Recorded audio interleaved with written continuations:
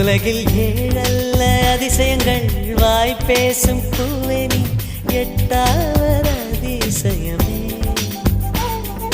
வான் மிதக்கும் உன் கண்கள், தேன் தெறிக்கும் கண்ணங்கள், பால் குடிக்கும் மதரங்கள் அதிசயமே.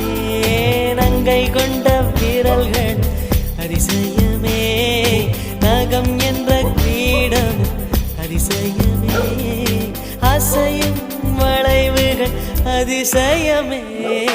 கல் தோன்றி மண் தோன்றி கடல் தோன்றும் முன்னாலே உண்டான காதல் அதிசயம். 16 வயதான பருவத்தில் எல்லோருக்கும் படர்கின்ற காதல் அதிசயம். பூவுக்குள் ஒளிந்திருக்கும் கனிக்கூட்டம் அதிசயம்.